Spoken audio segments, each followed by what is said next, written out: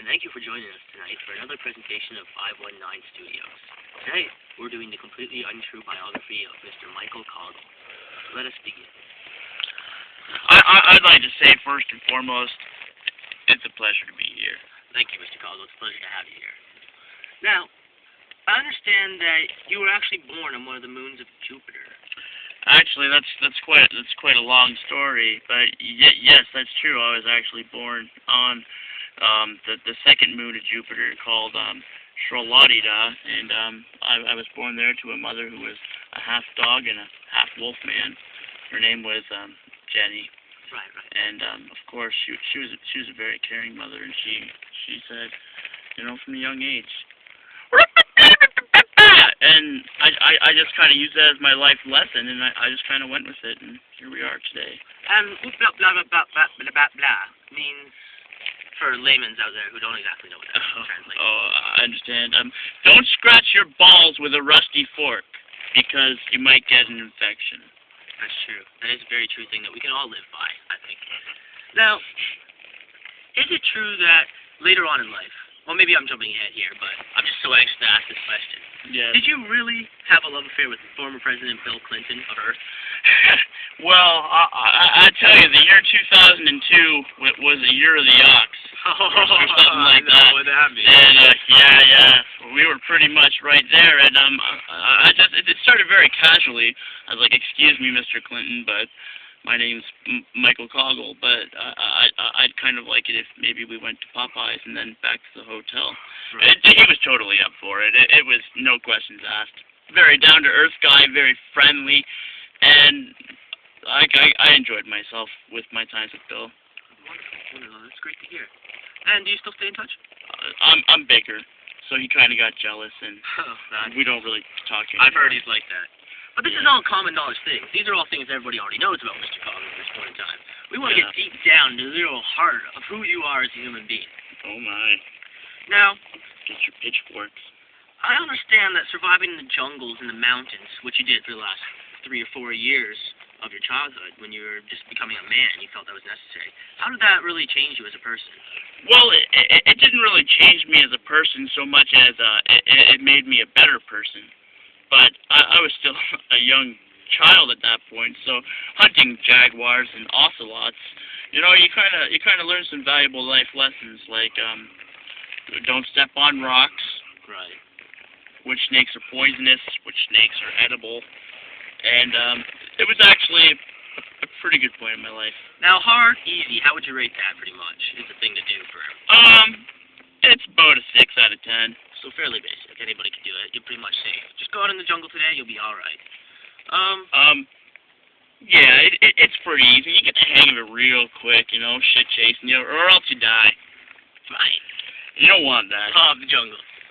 So, your son and daughter, as they are, your daughter being president of Earth now, and your son just that toxic radioactive spill making him a superhero. I know that's, you've had a really exciting life, and they seem to be leading the same path. How do you feel about that? Well, I was totally stoked that my kid was a superhero. I just wish he could have been more like Spider-Man or one of those guys that could run to the store real quick and get me change. But, his superpowers are awfully well developed, and he can make some pretty good toast. He does make wonderful toast, with his mind powers, that is. Of course. And your daughter, president of Earth? Yeah, she pretty much just stands up there and says, "I like Pokemon," and everybody just rolls with it. That's right, that's true. Everybody likes Pokemon, the national everything, the national symbol of Earth now. Yeah. Well, hell, our flag's a Pikachu, for fuck's sake. I don't think we can say fuck. You just said fuck. You can't say fuck. We gotta edit it out. Beep. Fuck. Beep. I'm sorry. I really didn't mean to say fuck. Beep. Okay, so try not to say fuck so many words. Beep. Okay. I'm sorry. I won't fucking say it. Beep. Fuck. You just fucking. Beep. Okay. Moving on. It's so hard to do. So that hat. Yes. The hat. A lot of people are wondering what's the significance behind that. Well, actually, this hat there is slightly almost no significance to it other than the relative fact that it is pink, and it fits on my head. My producer Brad gave me some Brad information. He said that there was a great story behind that, and from the people in Sri Lanka after you saved them from that flash flood. But apparently that information was bad, and we're going to cut the commercial for a minute. Continue. Yep, so... Turn on your light. Action. Say, we're backstage. We're backstage. Bradley gave us some bad information, and I'm sorry that you're fired. You just fucked up the whole interview. You made me look stupid on national television that was live. Don't you care? You just got fired, bitch. Can't act like that. Alright, you know how that gets handled? I'll kill you. I'll kill you straight up. You know what, you want to karate chop in there? Vinny! Tony! Yeah, you got to carry this one outside. Ha! Oh, wait, you're not supposed to be back here.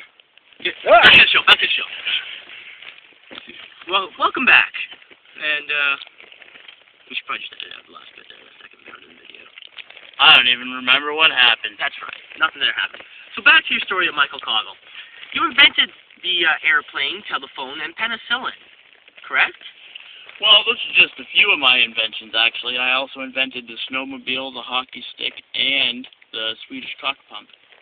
Why are you filming me? You shouldn't be filming me. Film the fucking guy. You fired me! You want to try to call? Oh, I am sorry for some professionalism, sir. This is just not the way we handle things normally here. Don't film me! Film the... You're Film our talking! guest! Film our guest! I'm a guest now? You're the guest on our show. Alright, I don't like it. It ended. Hey, don't leave, Mr. Caugs. Please, come back to the car. I'm in the studio. I appreciate you having me in your wonderful studio and taking me up to this romantic place where you will not kiss me because I said no. You said you were going to kiss me. You said you were going to kiss me. You said you were loving me. There is no You kissing. said I thought you loved my smile. I do like your smile. I know. You're so stupid. I want to talk about vagina.